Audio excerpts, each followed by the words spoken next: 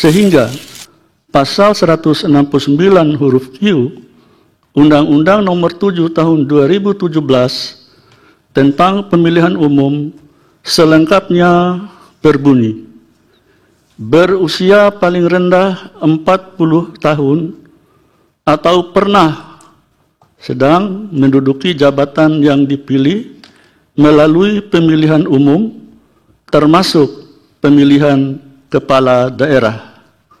3. Memerintahkan pemuatan putusan ini dalam Berita Negara Republik Indonesia sebagaimana mestinya.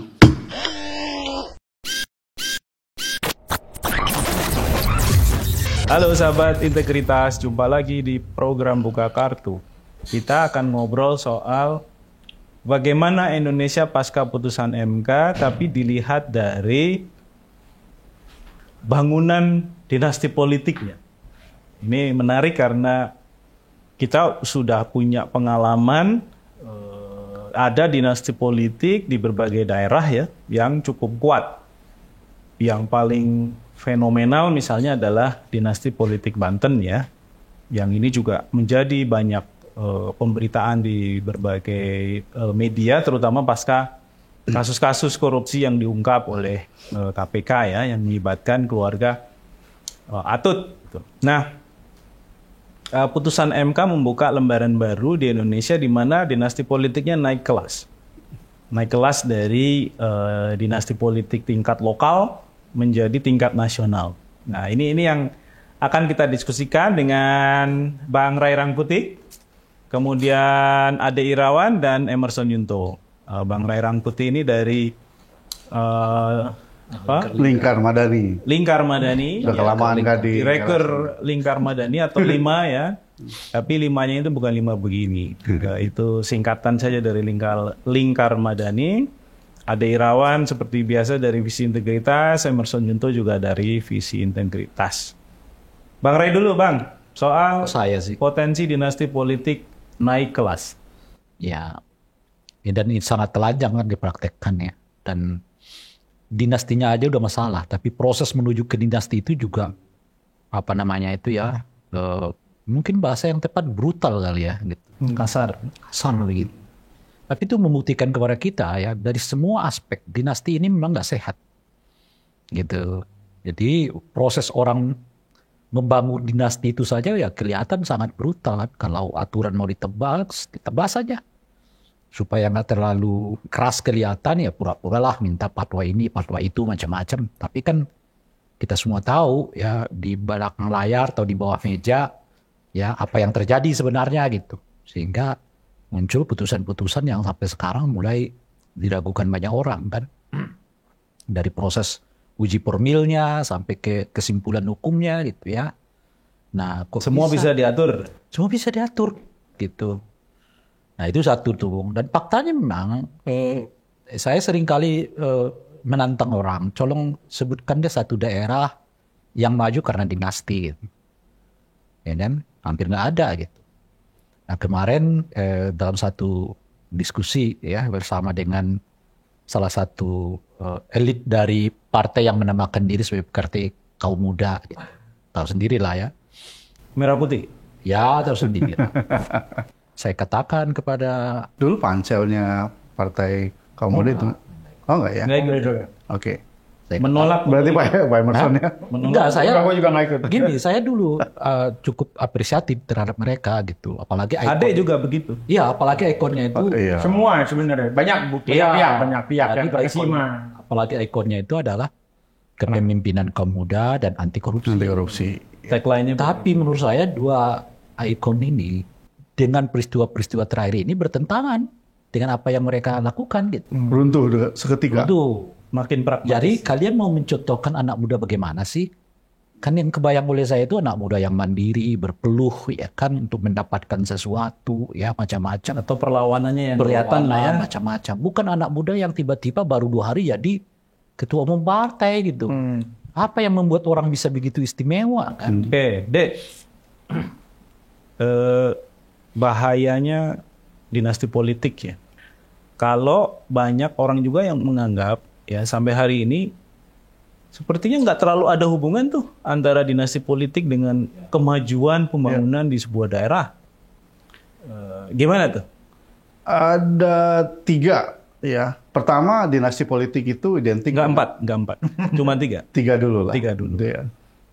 Nggak identik dengan partai tertentu, tentu saja. Pertama, dinasti politik itu identik dengan korupsi. Ya, sangat dekat. Betul. Korupsinya ada di mana? Kalau belajar dari sebelumnya ya. Pertama dalam proses penempatan si anggota keluarga untuk menjadi pejabat gitu ya. Dan saya kira modal utamanya ya di mana mereka bisa menang di sumber daya negara gitu ya, atau sumber dana negara gitu ya. Kenapa orang juga banyak tertarik untuk pilih orang-orang yang punya kuasa gitu ya, untuk berebut ya masuk di partai mereka atau dijadikan sebagai kandidat mereka, karena itu kemudahan untuk mengakses sumber daya dan sumber dana negara. Yang kedua, ketika dia berkuasa gitu ya, karena kalau di banyak daerah alasan banyak orang membangun dinasti itu lebih banyak, kalau menurut kami itu aspek ekonomi dibanding aspek politik gitu ya. Politik dipakai untuk menunjang kepentingan ekonomi dalam konteksnya usaha mereka gitu ya. Karena ya banyak di daerah yang membangun dinasti itu latar belakang pengusaha gitu ya. Dan bisnis yang paling mudah adalah bisnis uang negara, APBD gitu ya. Makanya kemudian dalam proses memerintah gitu ya, pada akhirnya ya kekuasaan digunakan untuk kepentingan memperkaya diri atau kelompok mereka gitu ya. Bahkan di dalam proses itu muncul model shadow state gitu ya. Jadi ada orang-orang informal gitu yang kemudian mengendalikan pemerintahan formal. Yang ketiga, pada saat memperluas kekuasaan, karena biasanya soal dinasti ini dalam konteks daerah mereka tidak cukup puas hanya di daerah itu saja. Contoh Banten gitu ya, nggak puas misalnya mereka hanya di provinsi. Mereka juga ingin memperluas misalnya ke daerah-daerah yang lain. Kasus Banten mulai terungkap ketika misalnya keluarga Haji Hasan Sohib gitu ya mencoba memperluas kekuasaannya di Lebak. Itu kan kasus dugaan penyuapan di MK ya. Jadi terungkap di situ. Jadi ada itu waktu Akil Muhtar ya? Betul Akil Muhtar yang pada akhirnya kemudian yang lain-lainnya terbawa. Jadi identik dengan itu. Makanya kemudian seperti yang dikatakan Bang Ray, sulit mencari daerah yang membangun dinasti gitu ya, sejalan dengan kesejahteraan warganya gitu ya. Jadi kalau di Banten istilahnya bukan untuk sumber daya dan dana negara, bukan untuk rakyat jelata, tapi untuk rakyat jelita gitu ya. Jadi banyak kepentingan mereka. Makanya jadi pada jelita itu. Jelang 50 tahun ini. Jelang 50 tahun. Itu Bang Ray. Bang Ray udah 60 tahun. Ini soal aturan main ya. Ini kan seakan-akan kita itu nggak punya ya. Padahal kalau ngomong soal dinasti politik pasti ada irisannya sama pengaturan konflik kepentingan kan. Yang ini di Indonesia memang jadi barang mahal. Dalam arti belum banyak yang tahu ya, karena pahamnya itu kalau korupsi itu ya pasal 2, pasal 3 sampai ujungnya gratifikasi. Tapi kalau ngomong soal isu dinasti politik dikaitkan dengan isu konflik kepentingan, itu kan belum masuk tuh cara pandangnya gitu. Ya, sebenarnya termasuk kayaknya Presiden Jokowi sendiri nggak paham. Ya, bisa dikasih paham nggak? Sebenarnya upaya-upaya pengaturan gitu ya soal membatasi dinasti politik berkembang gitu ya, itu sebenarnya sudah mulai diwacanakan. Nah, cuma memang problemnya begini, proses regulasi itu kan kerjasama antara pemerintah dan DPR. DPR pasti isinya partai politik. Nah, partai politik yang selama ini diuntungkan dengan keberadaan dinasti politik ini. Jadi agak susah misalnya kita mau dorong ini perlu ada pembatasan nih, keluarganya cukup satu aja, nggak boleh misalnya menjabat kepala daerah berikutnya begitu. Itu agak susah gitu, karena alasannya ini kan negara demokrasi dan sebagainya. Ya, asas-asas gitu. Jadi argumentasi selalu dibangun buat ini. Padahal isunya kan harusnya untuk menjaga konflik kepentingan, penggunaan sumber-sumber dana gitu ya. Dana dan daya gitu ya, untuk misalnya menggolkan anak keturunan dia, itu kan sebenarnya sudah dimulai diinisiasi ketika dia menjabat. Nah ini sayangnya nggak pernah jadi konsen di semua partai politik. Jadi ketika ada gagasan itu, kalau tadi dibenturkan seperti Om Ray bilang, ya ini nggak boleh kita sewenang-wenang, melanggar HAM, membatasi hak politik seseorang. Nah sepanjang tidak ada kesamaan cara pandang gitu ya, bahwa dinasti politik itu punya implikasi yang negatif, khususnya korupsi, ya sampai kapan pun agak susah tuh. Nah kalau kita coba cermati misalnya, yang menarik begini, dinasti politik kalau perubahan hanya mengandalkan internal dari pemerintah ya, baik pusat maupun daerah, atau dari parlemen baik pusat maupun daerah, itu nggak akan jalan. Di beberapa kasus-kasus kerajaan keluarga atau dinasti politik kan bisa tanda kutip terpotong karena ada upaya penegakan hukum, khususnya yang dilakukan oleh KPK. Jadi pun nggak mati semua kan? Nggak mati semua. Jadi yang dimatikan mungkin 1-2 titik ya, tapi dia tidak bisa misalnya kayak sapu bersih gitu ya. Jadi orang-orang yang dinasti itu sebenarnya ketika si ininya diangkut, diproses secara hukum, sebenarnya masih bisa bekerja tuh.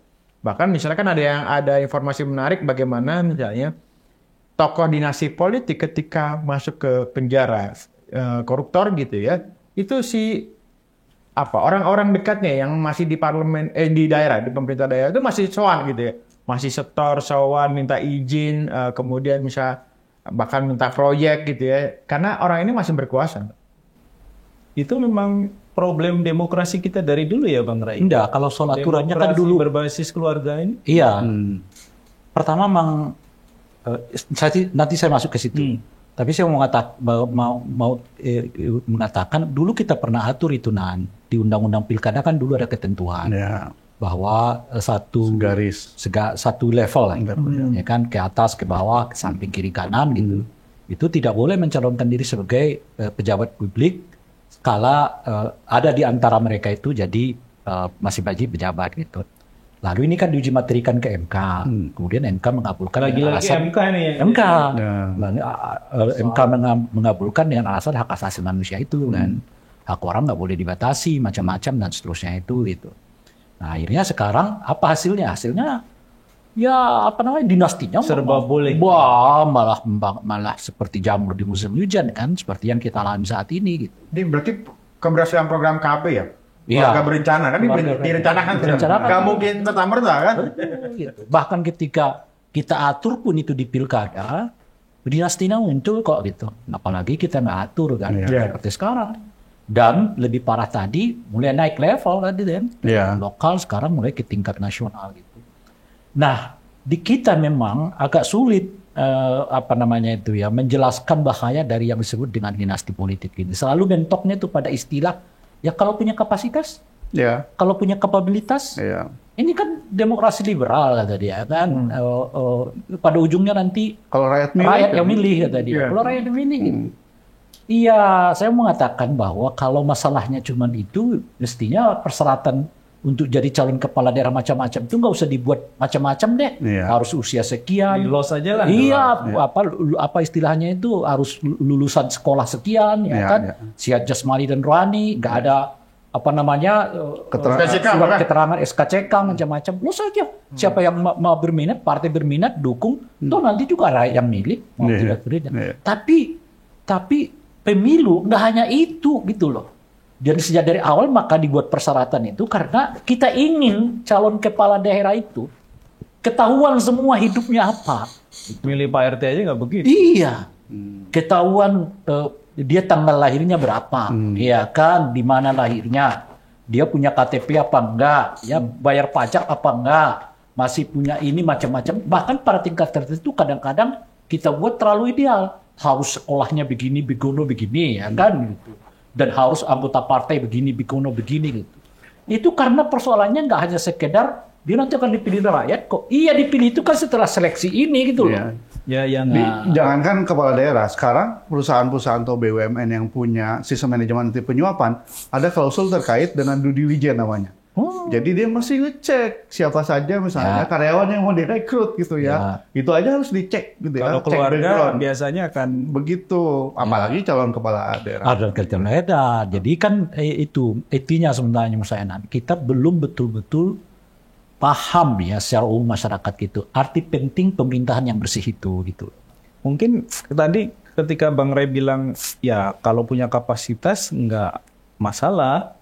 Itu juga ada problem di memahami soal kapasitas. Ya, Karena kita apalagi kan mau juga- ada tarik ke situ gitu. Karena kita juga pasti akan berpikir kapasitas moral itu juga penting buat Itu pemimpin. satu. Bukan hanya kapasitas moral yang kelihatan kelihatan di mata aja kan. Nah, misalnya sekarang orang mengatakan dengan cuma 3 tahun jadi wali kota misalnya, lalu bisa jadi calon wakil presiden karena dianggap sudah punya kapasitas. Gimana ukurannya apa gitu loh maksud saya.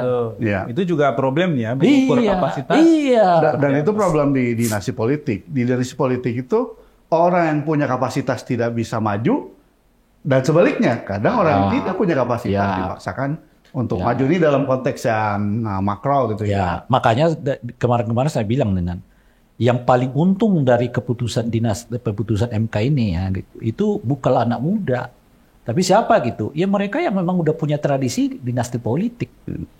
Karena pada ujungnya kemudian anaknya nih yang masih usia berapa ya? Di bawah 35 lah ya kan? Kebetulan bupati, besok-besok dia udah bisa calonkan loh. Ya, di calon presiden. Apalagi saya ketua partai kan, misalnya begitu.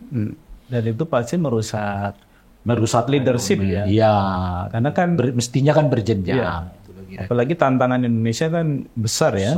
Sebagai negara kita ini nggak seperti Singapura atau Hong Kong Ya. atau negara-negara kecil seperti kayak Taiwan ya.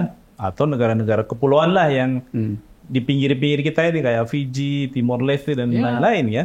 Karena kita Nanti ini kan fenomenanya nih, kita lihat aja ke depannya nanti. Elit-elit partai ini akan dorong anaknya jadi kepala daerah di mana-mana. Ya. supaya bisa naik. Naik untuk sekedar melepaskan persyaratan di bawah 40 tahun itu. Meskipun hanya 2 tahun, ya 1 tahun jadi kepala daerah, udah cukup kan? Ini persyaratan untuk bisa jadi calon presiden atau presiden. Jadi ini bukan cuma melanggengkan dinasti misalnya yang sekarang ini ya, Pak Jokowi kalau Gibran benar-benar maju ya, tapi juga menyuburkan yang lain. Jadi melahirkan bibit-bibit dinasti baru ya? Iya, udah rebutan aja tuh. Kan pengalaman kita lah di mana-mana kan. Dulu kita mau menyebut supaya orang tuh berpendidikan gitu. Supaya ada alat ukur bahwa orang ini punya kapasitas melalui pendidikan. Berame-rame cari gelar doktor ya, profesor ya. Entah gimana sekolahnya, nggak pernah kuliahnya kita nggak tahu gitu loh. Kuliah malam. Itu nggak tahu gitu. Itu yang dikritik oleh almarhum Immanuel Subangun. Ya. Disebut sebagai paper syndrome. Substansi nggak penting, yang penting punya. Iya, gitu. Karena itu dipersyaratkan juga kan. Iya. Artinya orang mencari itu.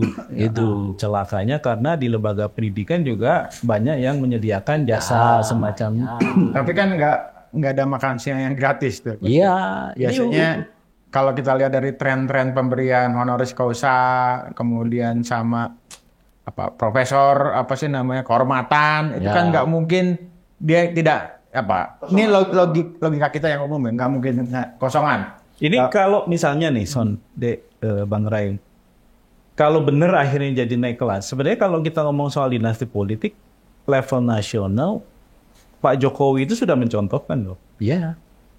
Kalau yang lain-lain, itu kok saya tidak melihat, misalnya mantan presiden mana sih yang anaknya pada saat yang sama jadi wali kota, ada nggak? Nggak ada. Nggak ada. Belum ada. Kalau bukan, Yang kasus Indonesia. SBY AHY itu kan setelah SBY tidak lagi. Betul. Didorong menjadi calon gubernur di DKI. Aduh. Gitu. Tapi kan Pak SBY udah retire jadi. Iya makanya. Nah, yang sekarang ini Jadi kan salah satu indikasi adanya dinasti itu dilakukan saat salah satu dari cabang Masih menjabat. keluarga itu masih menjabat. Iya. ini kan artinya Pak Jokowi kasih contoh nih. Terang benderang kan. Yang model dinasti politik yang baru yang tadi naik kelas. Nah, sekarang alasannya lagi-lagi tadi ya kalau rakyatnya mau ya Kapasitas. salah tuh gitu ya. Nyantai aja bro. Nanti Nyantai aja, bro. ada hal-hal yang prinsipil tapi kemudian dianggap itu bukan hal yang penting. Ya. Nah, ini soal Indonesia ke depan nih. Apalagi sekarang pemilih itu banyak yang muda. Sebentar, Nan. Kan memang ada joknya bukan jok sih. Memang ada falsafahnya di bangsa kita ini kan. Kita ini negara kekeluargaan kan. Karena harta yang paling berharga kan Jadi gotong royong tersebut kekeluargaan. Ya nggak salah dong kalau anak saya jadi pemimpin namanya negara kekeluargaan, daerah kekeluargaan. secara tradisional kan kita extended family ya. Iya. Jadi ada banyak pemahaman gitu ya bahwa kita itu sebagai keluarga itu harus saling membantu satu sama lain. Itu dimanapun. Dan celakanya konsep ini juga dibawa ketika orang menjadi pejabat publik. Betul. Padahal jadi pejabat publik itu kan mengemban amanah. Amanah orang banyak, bukan amanah saudara-saudaranya kan. Betul. Nah ini yang kemudian menjadi persoalan serius ya pada isu tata kelola, demokrasi ini menjadi perusak sebenarnya gitu. Nah sekarang kalau ini sudah berkembang sedemikian rupa sampai hari ini bahkan ada kemungkinan melanjutkan gitu ya posisi sebagai orang nomor 1 atau orang nomor 2 di Republik ini ke depan, kira-kira bagaimana nasib pengelolaan sumber daya Republik ini? Kalau itu Eson yang lebih tahu. Eson sama Ade ya? Ya pastilah, ini tadi ada contoh di tingkat lokal Banten ya. Ketika dia berkuasa kan isunya begini. Yang harus dipastikan adalah bagaimana dia memastikan masa jabatannya berlangsung dengan aman dan tuntas gitu ya, sampai misalnya 4-5 tahun. Artinya apa? Dia harus mengamankan hal-hal yang dianggap mengganggu, misalnya partai politik, parlemen dan sebagainya, atau misalnya pihak oposisi gitu ya. Dan lagi-lagi upaya untuk meredam itu bukan gratisan. Caranya apa ya? Dia akan gunakan segala cara yang dia punya. Misalnya ada perizinan, kemudian pengadaan jasa. Tapi itu level lokal ya. Nah, bagaimana dengan misalnya negara? Nah, isu soal state capture, korupsi-korupsi yang lain dari kebijakan ini pasti akan dilakukan tuh. Untuk misalnya pengamanan itu. Misalnya kita masih ingat sebelum Soeharto lengser kan ada isu soal Timor ya, kebijakan yang kemudian dibuat untuk menguntungkan misalnya mobil Timor gitu ya, keluarga Soeharto. Bukan Timur ya? Bukan Timur. Atau Ratno Timor. Atau Pak Timor si buta dari Guantu. Nah, ini yang sangat mungkin terjadi misalnya. Untuk mengamankan dinasti kan juga bukannya satu yang mudah dan murah ya. Jadi dia kayak akan perlu upaya-upaya tertentu gitu ya, khususnya penggalian sumber-sumber dana gitu ya, dan daya untuk pengamanan itu. Salah satu caranya tadi, jadi ya gunakan segala cara untuk menggeruk gitu ya kekayaan negara gitu ya, baik yang legal maupun yang ilegal. Bukan pengamanan dalam konteks security, Yeah. pengamanan kekuasaan dan perluasan kekuasaan. Justru ini kalau konteks yang sekarang yang perlu, ya walaupun kita berharap ya ada harapan untuk tidak gitu ya, tidak maju. Tapi kalaupun maju, seperti saya katakan di awal, ini yang mesti diwaspadai adalah penggunaan sumber daya dan sumber dana negara, termasuk aparatur negara, gitu ya. Karena sekali lagi pengalaman yang sebelum-sebelumnya itu yang dipakai, dan itu pun yang menarik. Ini kan kunci juga di partai politik. Kenapa partai politik mau mendorong misalnya orang yang tadi punya anggota keluarga berkuasa ya? Karena itu tadi punya modal yang quote unquote dianggap cukup untuk memenangkan pertarungan, gitu ya. Dan pengalaman-pengalaman sebelumnya sekali lagi modal yang cukup ya dari mana? Modal negara, gitu ya. Makanya yang perlu kita, kalau partai ya nggak tahu saya dapat hidayah atau enggak ini Pak Rai gitu ya. Mestinya kan seleksinya di partai dulu, gitu ya. Ada kaderisasi yang juga panjang. Betul, ya. di partai kalaupun gagal di warga gitu ya. Tapi kan kalau warga kritiknya peneliti BRIN, democratic behavior kita nggak ada gitu ya. Nah makanya kemudian kita yang berdaya nih ya coba melakukan memastikan agar misalnya kalaupun maju gitu ya, memastikan agar sumber daya negara ini tidak dipakai untuk kepentingan pemenangan gitu ya. Karena ya itu tadi ketika itu dipakai, bagi saya itu sulit sekali deh. Karena kita nggak punya mekanisme yang bagus untuk ngecek sumber daya mereka. Kan misalnya loh, kalau ada tinjau undang-undang terkait dengan pelaporan dana kampanye itu kan begitu aja deh. Anda laporkan begitu aja, Anda laporkan nomor rekeningnya, isinya berapa untuk yang pertama, nanti baru di akhir ujungnya laporan penggunaan kan. Dan itu diserahkan kepada KPU yang nggak punya kewenangan apa-apa kecuali nampungnya doang gitu loh. Kan melakukan pengawasannya nanti di Bawaslu. Nah Bawaslu kadang-kadang minta datanya sulit, ya kan? Karena kita udah serahkan ke auditor independen macam-macam gitu. Problemnya sih beberapa lembaga yang mestinya kita andalkan juga nggak bisa kita andalkan. Itu dia. Kalau beberapa lembaga yang biasa kita andalkan bisa diandalkan, praktik-praktik kayak gini kan pasti akan agak telanjang gitu ya. Misalnya memungkinkan proses OTT dalam proses pengumpulan dana kampanye gitu ya. Itu kan mungkin gitu ya, mungkin. Apalagi yang maju sekarang kan pejabat-pejabat daerah. Sebagian besar pejabat gitu, yang kemudian dia tidak boleh menerima. Dan sebetulnya mudah, nggak perlu jauh-jauh. Kita kasat mata aja juga lihat. Ya. Ini ada orang yang sudah buat spanduk, baliho di mana-mana dan dari mana itu? Dari mana itu duitnya? Dari mana duitnya itu? Iya, semua di sudut ambil semua. Mengumpulkan relawan yang kadang rela kadang enggak ya. Iya. Itu dari mana Pak? Padahal udah ada namanya pengawasan gitu. Udah ada badannya namanya lembaga pengawas pemilu. Mestinya udah gerak tuh. Nanya itu ini baliho berapa, baliho macam-macam. Tapi kan enggak. Pengawas pemilunya juga mendekatinya secara legal formal, belum masuk pak kampanye. Paling nggak dicatat dulu ya. Iya. Dicatat dulu, nanti begitu dia daftar resmi, ada pelaporan awal dana kampanye. Yang ini kan dihitung sebagai bagian dari pengeluaran awal. Betul. Berani nggak ngitungnya?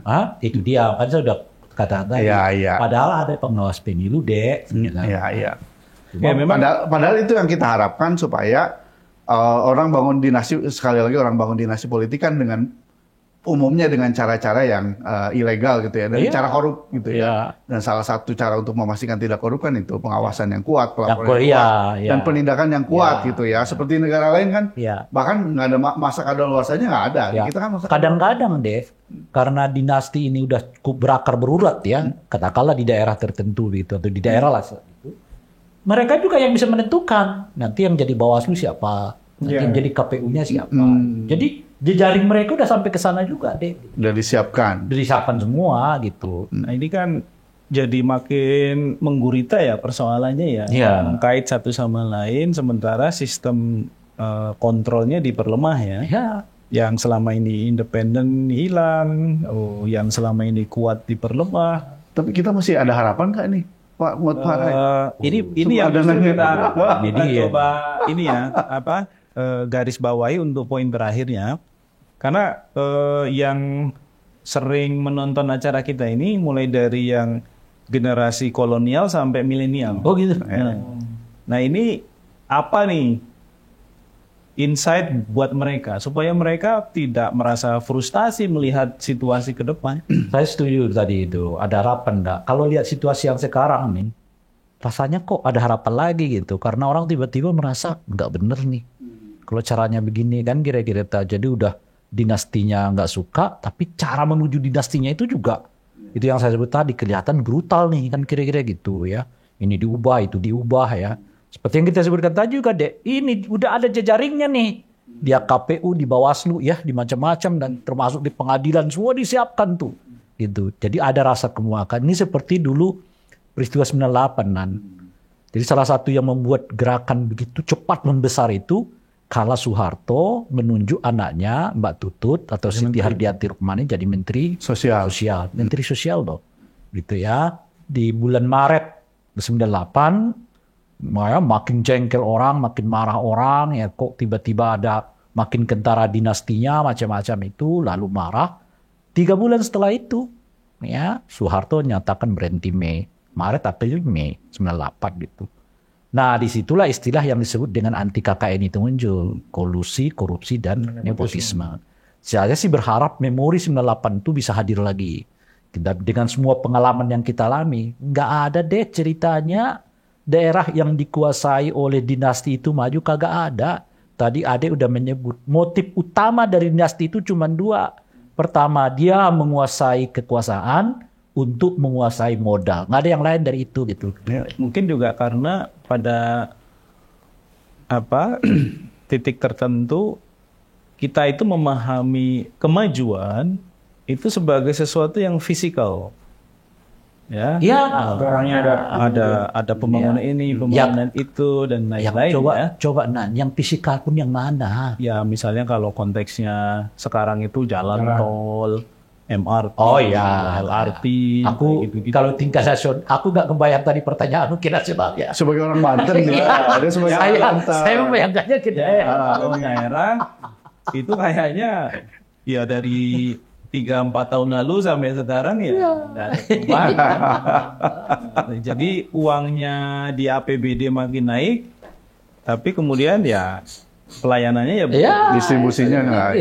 Jadi nah ini memang titik kritis ya yang disampaikan Bang Ray tadi, ketika amarah memuncak, kemuakannya juga tinggi, tapi kan harus ada lagi syarat lain, kelaparan, ekonomi gitu ya. Itu kan yang cepat membuat orang marah. Ketika perutnya kosong, ketika nggak ada kepastian, kejelasan. Nah mungkin sekarang ini lebih pede karena ekonominya juga masih agak stabil, baik-baik saja ya, meskipun kelihatan tuh ada beberapa kali harga pangan baik stabil, dinamis ya, naik turun, bahkan naiknya juga sangat tinggi. Nilai tukar rupiah ini juga sama dolar juga kayaknya lemah terus ya. Oke lah, itu hal-hal yang mungkin akan juga ikut menentukan kira-kira bagaimana masyarakat bersikap ke depan. Tapi dalam konteks pemilu 2024, ini sikap pemilih harus kayak apa deh, Son? Ya, pastinya ngelawan dinasti kalau dalam konteks pemilihan umum, ya adalah jangan pilih orang ini. Jadi upaya untuk memotongnya itu, jadi jangan pilih jangan melanggengkan gitu ya dinasti politik dengan cara tidak memilih. Iya, kalau sebagai pemilih ya mesti tahu siapa yang mesti dipilih gitu ya. Prinsip due diligence tadi, kita tahu latar belakang, tahu kapasitas, tahu kualitas, tahu integritas gitu ya. Kalau itu semua tidak ada ya nggak usah dipilih gitu ya. Tapi dalam konteks yang lebih luas lagi ya memang harus saling memperkuat gitu ya, supaya kesadaran ini tidak hanya misalnya cuma Bang Ray, cuma Pak Eson, cuma Pak Adnan, tapi juga ke yang lain. Kan dalam jangka panjang ya pendidikan politik ini menjadi penting gitu ya, karena bagaimanapun hidup kita itu dipengaruhi oleh politik gitu ya, dan masyarakat mesti ya paling tidak seperti kritiknya Syarif Hidayat gitu ya dari BRIN LIPI ya mereka mesti tahu asbabun nuzul itu semua, sehingga mereka bisa memilih dengan cerdas, tidak tergoda misalnya dengan godaan-godaan politik uang, tidak takut dengan intimidasi gitu ya, karena ini menyangkut hidup mereka ke depan gitu, karena yang mereka pilih adalah orang-orang yang akan membuat keputusan atas hidup mereka begitu. Dan saya kira ini tugas kenabian kita semua gitu ya, untuk melakukan pendidikan itu gitu ya. Selain yang dilakukan Bang Ray, mengkritik partai politik, mengkritik penyelenggara, itu juga mesti tetap dilakukan. Harus ada yang seperti itu, karena dikritik aja masih seperti ini, apalagi adem-adem nanti dianggap sebagai hal-hal yang normal gitu ya. Hal-hal yang normal gitu, yang koordinasi misalnya penyelenggara justru ke pemain gitu ya. Ini kan hal-hal yang akan sangat buruk kalau itu terjadi gitu ya. Partai politiknya serampangan tadi, kita tadinya punya rujukan partai yang kita anggap ideal, tiba-tiba gitu ya. Karena kepentingan, kalau menurut saya sih kepentingan pragmatis gitu ya. Karena kalau dia tidak cari figur yang bisa dongkrak, walaupun gitu cara-caranya ya nggak sulit untuk bagi kita ya untuk diterima ya, tapi daripada nggak bisa masuk gelanggang gitu ya. Itu jangan sampai dijadikan sebagai normalisasi tradisi yang baru, atau cara-cara untuk menjadi pejabat publik dengan cara-cara yang tadi ya kita anggap aneh gitu lah ya. Gitu. Jadi saya kira itu yang mesti tetap dilakukan. Konteks ke atas advokasi, mengkritik, kita tetap bukan cuma menggonggong tapi juga menggigit gitu ya. Kalau Bang Ray bukan cuma menggigit gitu, mencabik-cabik gitu ya. Tapi ke bawah ya melakukan pendidikan politik karena itu yang penting selama kalau masyarakatnya cerdas gitu ya, masyarakatnya tahu kenapa dia memilih, kenapa dia tahu siapa yang dia pilih gitu ya. Menurut saya sih dinasti juga dengan sendirinya akan kempes gitu ya. Tapi kan ya ini butuh waktu gitu ya. Tapi kalau kita nggak mulai dari sekarang, ya dari dulu ya kita akan bilang butuh waktu. Oke. Makasih Bang Ray. Dek, Son. Nasib politik kita, nasib bangsa ini, nasib demokrasi kita ditentukan oleh pemilih. Maka apa yang pemilih minta, itulah yang akan diberikan oleh politisi. Maka mintalah yang berkualitas sehingga mereka akan menyajikan yang berkualitas. Demikian program Buka Kartu, kita ketemu lagi di lain kesempatan, sampai jumpa.